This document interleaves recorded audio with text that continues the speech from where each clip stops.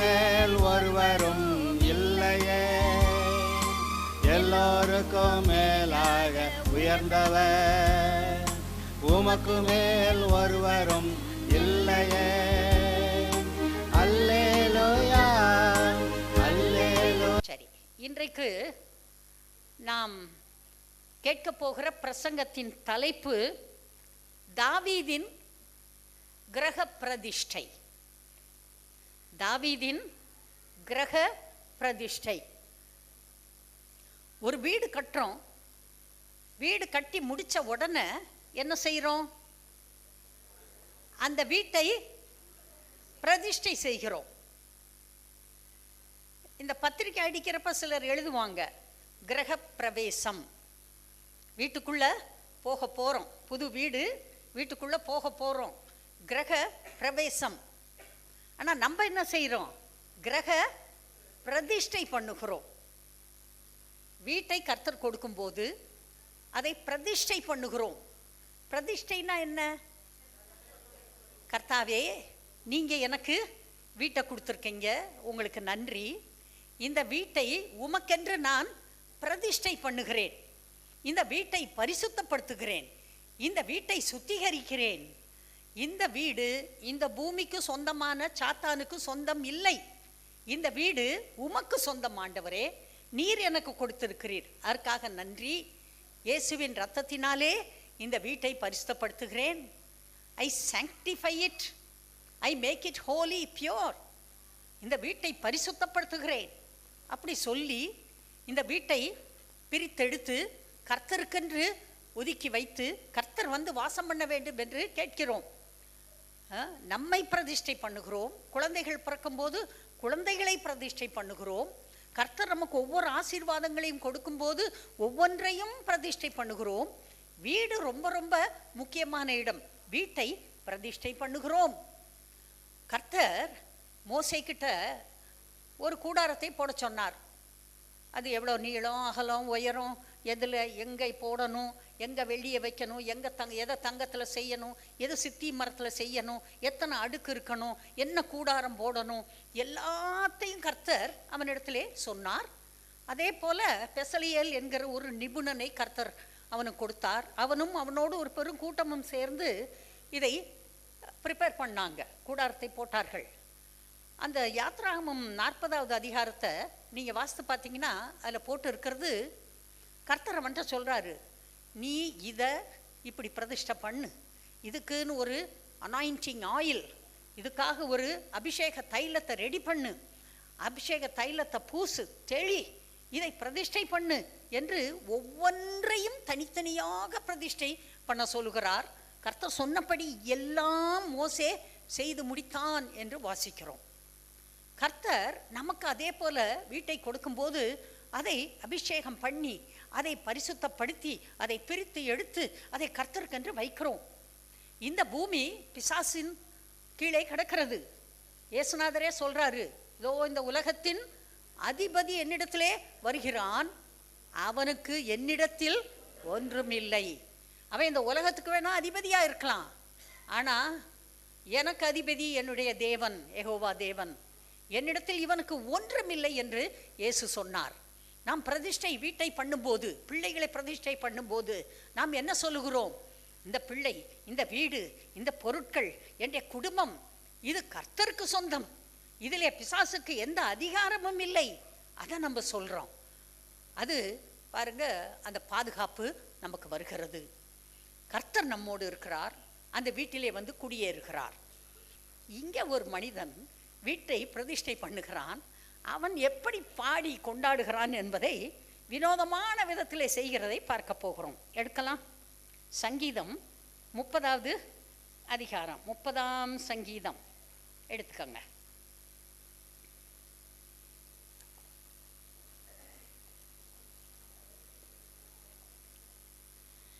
கிரக பிரதிஷ்டையின் பாட்டாகிய தாவீதின் சங்கீதம். கர்த்தாவே, என் சத்துருக்கள் என்னை மேற்கொண்டு மகிழ ஒட்டாமல் நீர் என்னை கைதூக்கி எடுத்தபடியினால் நான் உம்மை போற்றுவேன். கிரக பிரதிஷ்டையில் பாட்டை பாருங்க. முதல்ல எடுத்தவொன்ன சொல்லுகிறான், என்ற சத்துருக்கள் என்ன செய்யறாங்க? என்னை மேற்கொண்டு மகிழவதற்கு முயற்சி எடுக்கிறார்கள். ஆனா நீங்க அதை விடல.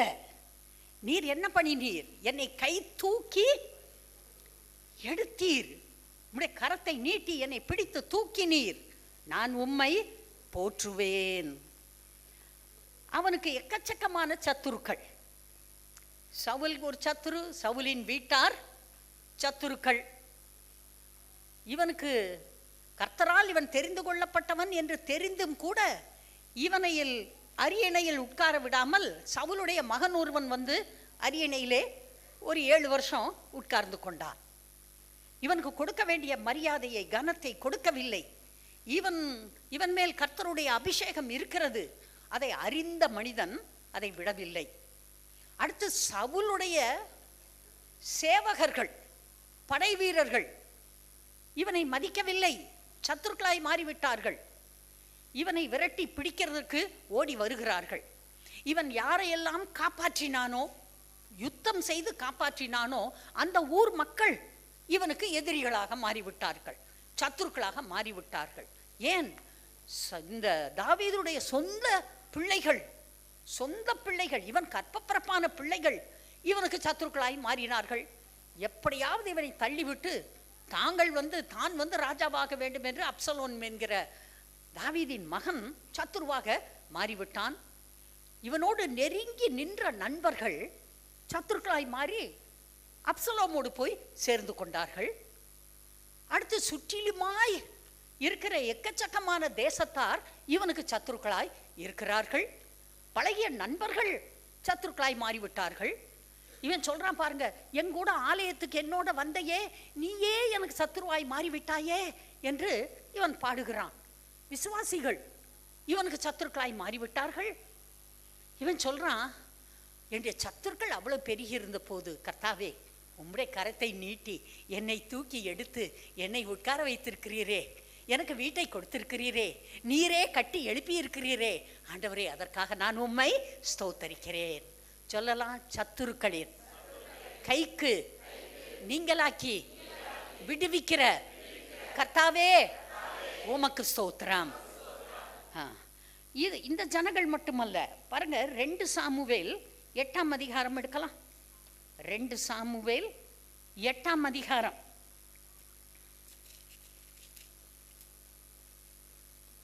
1ஆம் வசனம். இதற்கு பின்பு தாவீது பெலிஸ்தரை முறியடித்து அவர்களை கீழ்ப்படுத்தி மேத்தேக் அம்மாவை பிடித்து கொண்டான். பெலிஸ்தர்கள் யுத்தம் பண்ணினார்கள், சத்துருக்கள். தாவீது அவர்களை முறியடித்தான். 2வது வசனம், அவன் மோவாபியரையும் முறியடித்து அவர் தரை மட்டும் பணிய பண்ணி அவர்கள் அவனுக்கு கப்பம் கட்டுகிறவர்கள் ஆனார்கள். 2வது குரூப் மோவாபியர். முதல்ல பெலிஸ்தியர், அடுத்தது மோவாபியர். 3வது வசனம், ரேகாபின் குமாரனாகிய ஆதாதேசர் என்னும் சோபாவின் ராஜா அவன் யுத்தம் பண்ண வருகிறான். தாவீது அவனையும் முறியடித்தான் வசனம் சொல்லுது. அடுத்து 6வது வசனம், தமஸ்குக்கு அடுத்த சீரியாவிலே தானியங்களை வைத்தான். சீரியர் தாவீதை செய்வித்து அவனுக்கு கப்பம் கட்டினார்கள். தாவீது போன இடத்திலெல்லாம் கர்த்தர் அவனை காப்பாற்றினார். சீரியர் யுத்தம் பண்ணுகிறார்கள், அவர்களை கப்பங்கட்ட வைக்கிறான். கர்த்தர் அவனோடு இருந்து போன இடங்களில் எல்லாம் அவனை காப்பாற்றுகிறார். 11, அவன் கொண்டு வந்தவைகளை தாவீது ராஜா கீழ்ப்படுத்தின சீரியர், மோவாபியர், அம்மோன் புத்திரர், பெலிஸ்தர், அமலேக்கியர் என்னும் சகல ஜாதியார்களிடத்திலும் ரேகாபின் குமாரனாகிய ஆதாதேசர் என்னும் சோபாவின் ராஜாவிடத்திலும் கொள்ளையிட்டதிலும் எடுத்து கர்த்தருக்கு நியமித்த வெள்ளியோடும் பொன்னோடும் கூட கர்த்தருக்கு பிரதிஷ்டை பண்ணினான். சீரியர், மோவாபியர், அம்மோனியர், பெலிஸ்தர், அமலேக்கியர் எல்லாரும் சத்துருக்கள். அத்தனை பேரையும் அவன் ஜெயிக்கிறான். அங்கே அவனுக்கு கிடைத்த வெள்ளியையும் பொன்னையும் கர்த்தருக்கென்று பிரதிஷ்டை பண்ணுகிறான். இதெல்லாம் கர்த்தரை சேரும். நாங்கள் யுத்தம் பண்ண கர்த்தர் பலன் கொடுத்தார்.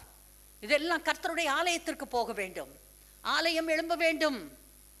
எத்தனையோ வருடங்கள் அவனுடைய மகன் அந்த ஆலயத்தை கட்டினான் என்று நாம் பார்க்கிறோம். பல வருடங்களாக கட்டப்பட்ட மகா பெரிய ஆலயம் அது. அடுத்தது 14, ஏதோமியர் தானியங்களை வைத்தான். ஏதோமில் தானியங்களை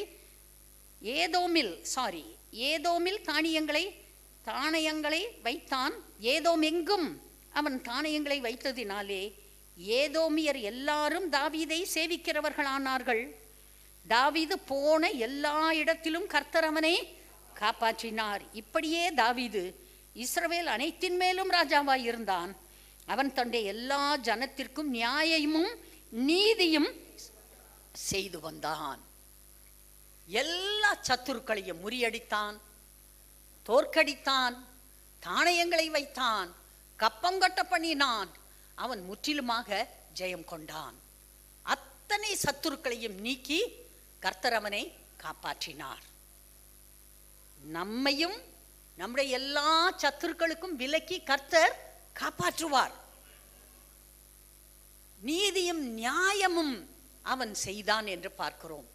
அதற்காக தான் கர்த்தர் அவனை, தன்னுடைய ஜனங்களை அவனை நம்பி அவர் ஒப்பு கொடுத்தார். அவன் அவர்களுக்கு கர்த்தர் எப்படி செய்வாரோ அதே போல எல்லாவற்றையும் செய்தான்.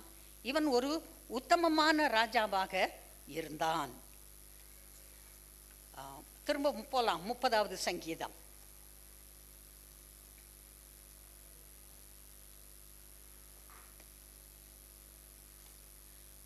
முதல் வசனம் சொன்னது, சத்துருக்கள் அவனை மேற்கொண்டு மகிழ ஒட்டாமல் கர்த்தர் தாவீதை காப்பாற்றினார். 2வது வசனம், என் தேவனாய கர்த்தாவே, உம்மை நோக்கி கூப்பிட்டேன், என்னை குணமாக்கினீர். கர்த்தாவே, நீர் என் ஆத்துமாவை பாதாளத்தில் இருந்து ஏற பண்ணி நான் குழியில் இறங்காதபடி என்னை உயிரோடே காத்தீர். அவனுக்கு ஏதோ வியாதி, வியாதினாலும் வியாதி, அப்படிப்பட்ட வியாதி. நீங்கள் இதில் வாசித்து பார்க்கணும். எலும்பெல்லாம் உருகி போச்சு, உடம்புலேருந்து தண்ணி வடியுது, நாத்தம் அடிக்குது, யார் என் பக்கத்தில் வரமாட்டேன்றாங்க, என்னை தூக்கி ஒதுக்கி போட்டுட்டு போயிட்டாங்க, நான் குழியில் இறங்கிக்கிட்டு இருக்கேன், கிட்டத்தட்ட போயிட்டேன், கல்லறைக்கே போயிட்டேன், அந்த நிலையிலே இருந்தேன். கர்த்தர் காப்பாற்றினீர், என்னை உயிரோடு வைத்திருக்கிறீர், எனக்கு இந்த வீட்டை கொடுத்திருக்கிறீர், சத்துருக்களிலிருந்து காப்பாற்றினீர், வியாதிகளிலிருந்து காப்பாற்றினீர், மரண வியாதிகளிலிருந்து என்னை காப்பாற்றினீர், குழியில் இறங்கி கொண்டிருந்தேன், என்னை நீர் காப்பாற்றினீர். கர்த்தருடைய பிள்ளைகளே, குழியில் இறங்குற மாதிரி இருக்கா? வியாதி முத்தி போயிடுச்சா? இதுக்கு மேலே உங்களுக்கு ஒன்றும் செய்ய முடியாதுன்னு டாக்டர் சொல்லிட்டாங்களா? டாக்டர் சொன்னதெல்லாம் உண்மை. ஆனாக்க டாக்டருக்கும் மேலே பெரிய டாக்டர் ஒருத்தர் பரலோகத்தில் இருக்கிறார். ஹல்லேலூயா. டாக்டர் சொல்கிறத கவனிங்க, எடுக்க வேண்டிய ட்ரீட்மெண்ட்டை எடுங்க, அதெல்லாம் வேண்டான்னு சொல்லலை. ஆனால் உங்கள் நம்பிக்கை கர்த்தர் மேலே இருக்க வேண்டும். ஒவ்வொரு தடவையும் இந்த மாத்திரையை வாயில் போடுறப்ப இயேசுவின் நாமத்தில், மருந்தே மாத்திரையே என் சரீரத்தில் வேலை செய் சொல்லுங்க, சொல்லி சொல்லி மாத்திரையை போடுங்க, சொல்லி சொல்லி எக்ஸசைஸை பண்ணுங்க, சொல்லி சொல்லி எடுக்க வேண்டிய டயட் கண்ட்ரோல் படி எடுங்க, அது வேலை செய்யும். கர்த்தர் உங்களோடு இருக்கிறார், நீங்க பயப்பட வேண்டிய அவசியம் இல்லை. உங்களுக்காக இயேசு எல்லா வியாதிகளையும் சுமந்து தீர்த்தார். பைபிள் அப்படி சொல்லுது. எங்க சுமந்தார்? கல்வாரி சிலுவையிலே சுமந்தார். தூக்க முடியாத சிலுவையை தூக்கி கொண்டு அவர் போனார். பட முடியாத பாடுகளை பட்டார், சரீரத்திலே காயப்பட்டார், அங்கே ரத்தம் வடிந்தது, அவருடைய சரீரம் பிற்கப்பட்டது நம்முடைய சரீரம் சுகமாயிருப்பதற்காக. அவருடைய ரத்தம் சிந்தப்பட்டது நம்முடைய பாவங்கள் நீக்கப்படுவதற்காக. அதுக்கு தான் கம்யூனியன் எடுக்கிறோம். கம்யூனியன் எடுக்கிறப்ப 2 கொடுக்கப்படுகிறது. ஒன்று அப்பம், அடுத்தது திராட்சை ரசம். இது கிறிஸ்துவுடைய சரீரத்திற்கும் ரத்தத்திற்கும் ஒப்புமை. அது மாம்சம் இல்லை, அது ரத்தமும் இல்லை, அது அப்பம், அது திராட்சை ரசம்.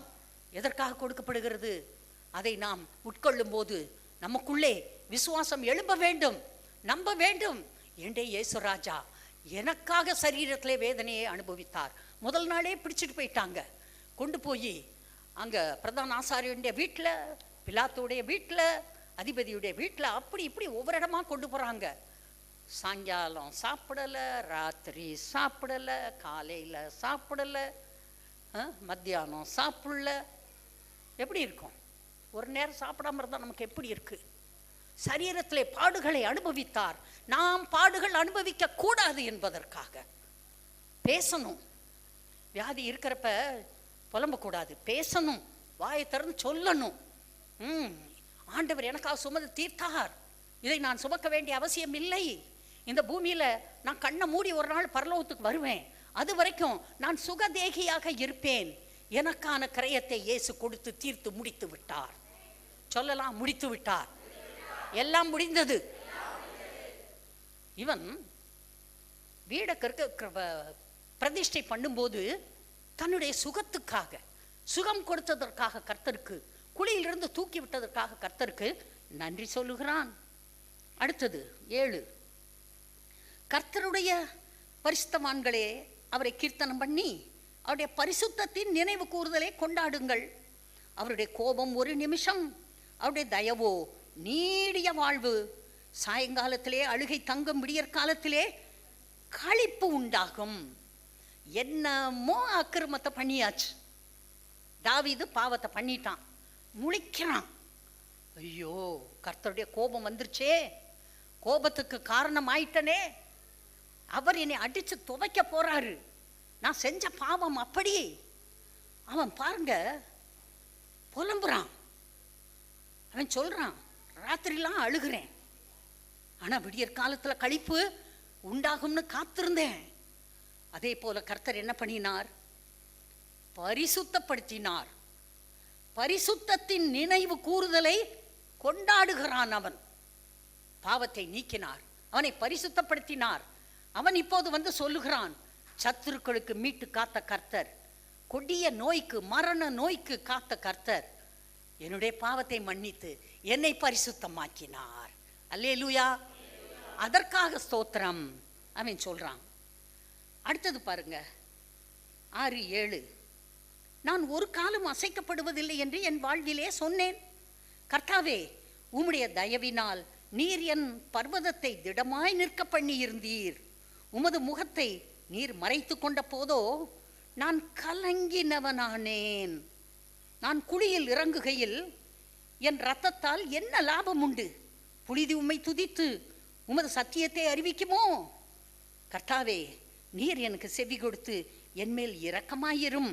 கர்த்தாவே, நீர் எனக்கு சகாயராயிரும் என்று சொல்லி, கர்த்தாவே, உம்மை நோக்கி கூப்பிட்டேன், கர்த்தரை நோக்கி கெஞ்சினேன். என் புலம்பலை ஆனந்த களிப்பாக மாற பண்ணினீர். அவன் என்ன நினைக்கிறான்? நான் அசைக்கப்படுவதில்லை என்று நினைத்தான். ஆனால் பாவம் செய்து, அக்கிரமம் செய்து, கர்த்தருக்கு விருப்பமில்லாததை செய்து அசைக்கப்பட்டு போகிற நிலையிலே கிடக்கிறான். ஆனால் அவன் ஒன்று செய்கிறான், நான் இந்த நேரத்தில் அசைஞ்சு போய் விழுந்து போய் ராஜாவாக இல்லாமல் என்னுடைய வாழ்க்கை நாசமாய் போய்விட்டால் மகிமை பிசாசுக்கு போய்விடும், கர்த்தருக்கு போகாது. அதனால கர்த்தரை நோக்கி கெஞ்சுறான், பிரார்த்திக்கிறான், புலம்புறான். பாருங்க, புலம்புறான், எனக்கு இரக்கமாயிரும், எனக்கு சகாயராயிரும். கூப்பிட்டான், கெஞ்சினேன், கெஞ்சுறான், என்னென்னமோ சொல்லி பார்க்குறான். கர்த்தர் முகத்தை மறைச்சுக்கிட்டாரு. அவருடைய கோபம் ஒரு நிமிஷம், அவருடைய கிருபை வரமோ நீடிய காலமாய் உங்களுக்கு கிடைக்கும். அவன் கர்த்தரை விசுவாசிக்கிறான், கர்த்தர் காப்பாற்றுவார் என்பதை நம்புகிறான். நீங்கள் அசைக்கப்படுகிறீர்களா?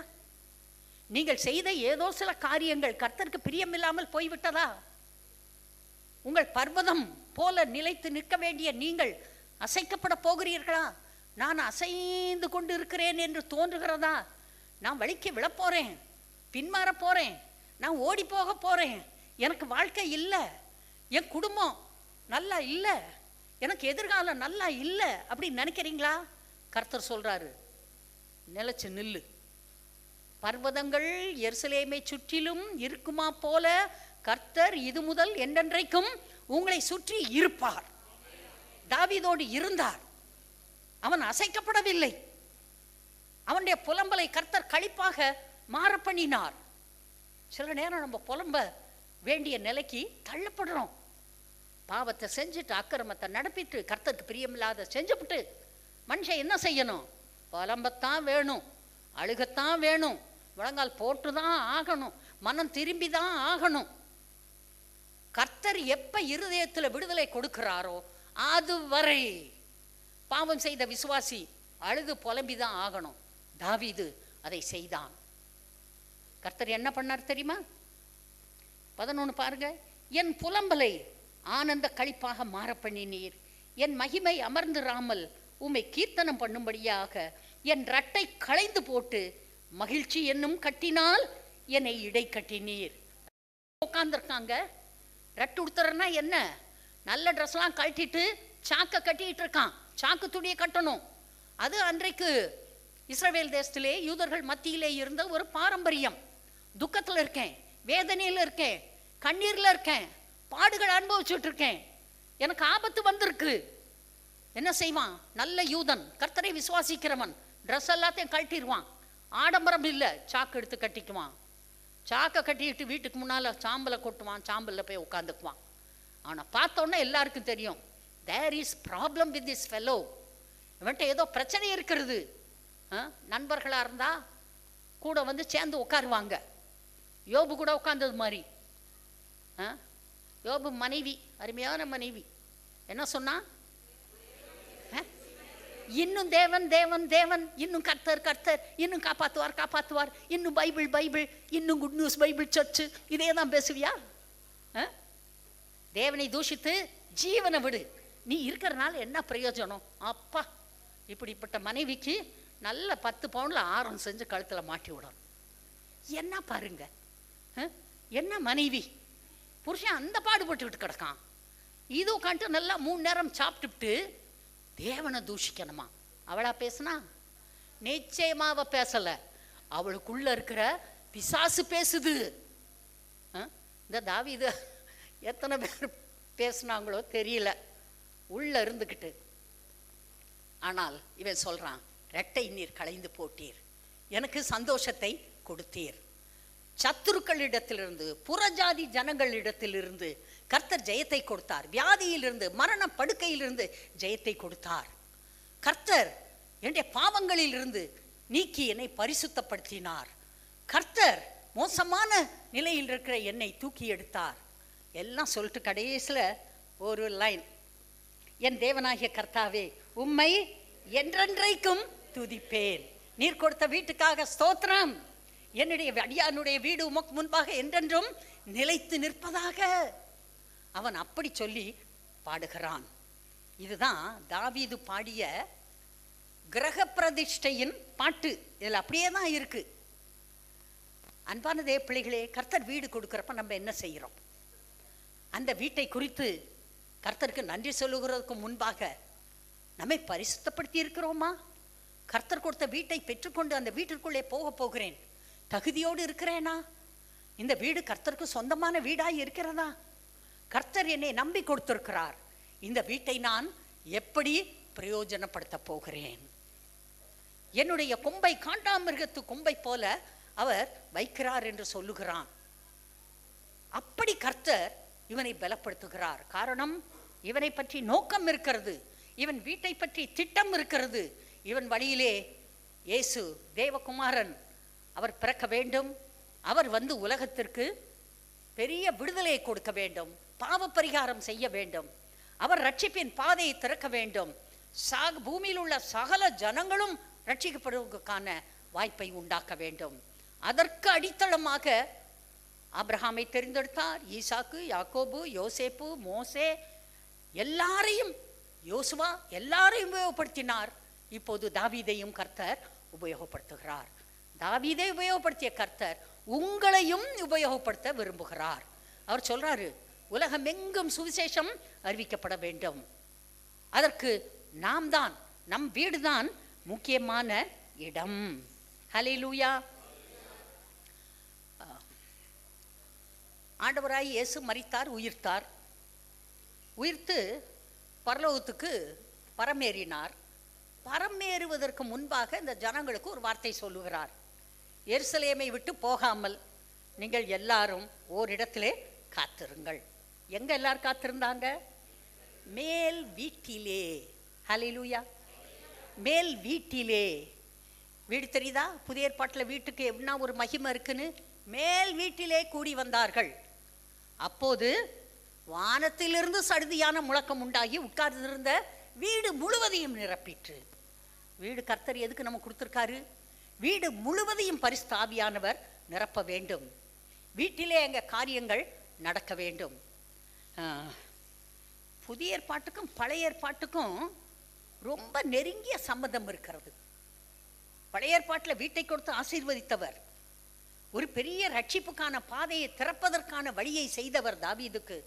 நமக்கும் வீட்டை கொடுத்து ஒரு பெரிய ரட்சிப்புக்கான வழியை நம்முடைய சொந்த ஜனங்களுக்கு, உறவினர்களுக்கு, நண்பர்களுக்கு, தெரு மக்களுக்கு செய்வதற்காக நமக்கு அவர் வீட்டை கொடுக்கிறார். அடுத்து நீங்கள் புதிய ஏற்பாட்டில் அப்போஸ்தலர் நடபடியில் வாசித்துட்டு வரப்ப அங்கே போட்டிருக்கு, வீடுகள் தோறும் அப்பம் விட்டு சகல ஜனத்தாரிடத்திலும் அவர்கள் சமாதானமாய் இருந்தார்கள். வீடுகள் தோறும் அப்பம். ஹல்லேலூயா. வீட்டில் அப்பம் பிட்டலாமா?